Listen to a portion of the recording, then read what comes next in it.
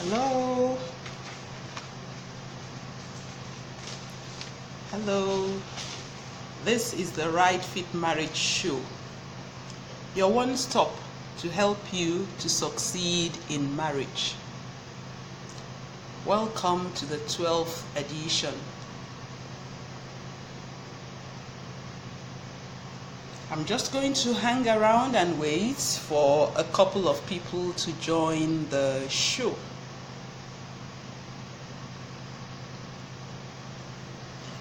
While we wait, it's another week and we're already halfway. In fact, more than halfway through February. In another week, we will come to the end of February. February is the shortest month in the year, and this year February has just 28 days. Like I said, I'm going to hang around and wait and see who is going to come. Okay, Chinemerem, you are the very first person to tune into the show today. Welcome to the show. As is our practice, we're just going to wait for one or two more people to join, and then I will go straight into the business of the day. So, the year is about 6 weeks gone. Chinemerem, how has the year been for you? And how has February been for you? February is a short month. In a couple of days, 6 days to be precise, we will come to the end of the month. Say hello to me in the comment box, Chinemerem.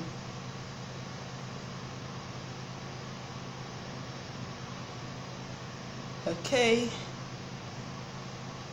Perhaps we'll just go on, Chinemerem. Other people will join us. Okay, we have a second listener, David. Welcome as well to the show today. This is the Right Fit Marriage Show, your one stop for tips to help you to succeed in your marriage. Since there are two of us now, two of you joining me on the show, making us three, we'll just go on and other people will join us as we go along. Did you listen to the show last week? Last week, we started to look at a really interesting topic. Help, my spouse and I don't see eye to eye about sex. That is, my husband and I, or my wife and I, we don't see eye to eye about sex.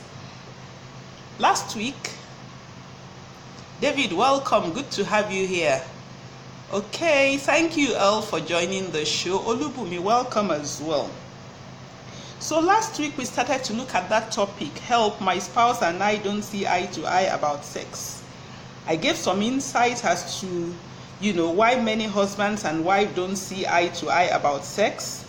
I shared some misunderstanding and the mismatched expectations that couples have about sex. I also said that one key thing that for many of us, our first introduction to sex, our knowledge about sex was acquired by hearsay. And by hearsay, I mean it is not knowledge that we actually went out of our way to intentionally get. But just by happening in on conversations with our friends, or either in the hostel or in the dormitory or in the office or somewhere or in fellowship, we learned about sex. Now, we may have watched movies, we may have read novels. However it is, it wasn't intentional. We didn't get our knowledge and our education about sex intentionally.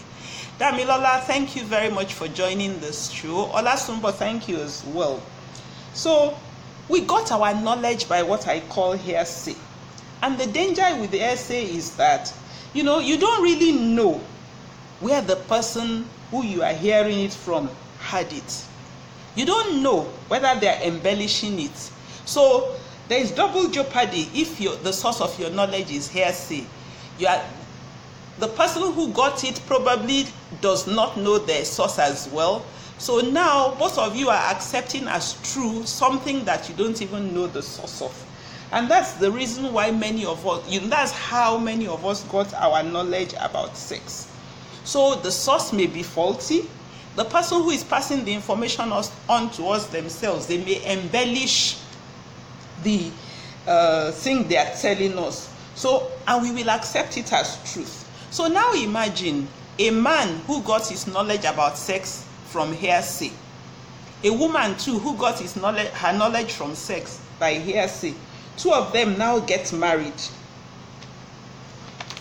Two of them get married, and both of them are trying to have deep, satisfying sex based on hearsay, based on what they heard other people say sex was, based on what they heard other people saying this is what the experience is supposed to be like. Of course, there will definitely be issues. And that's what we saw last week. So it's not surprising that many couples have expectations about sex that are not matched. It's not surprising that many couples have, difficulties about sex and they are not satisfied about the sexual aspects of their marriage. At the end of this broadcast, for those of us who were not with us last week, I'm going to put the link to last week's broadcast in the comment box so that you will have a background to what I'm going to share with us today. So after the show, check the comment box for the link for last week's show. I asked some questions, I told the listeners last week who are married that they should ask themselves those questions and they should also ask their partners questions. If you listen to last week's show, you would get all of that information. So let's go on quickly today. For those of us who are just joining us, this is the Right Fit Marriage Show. The one stop for you to get tips that will help you to succeed in your marriage.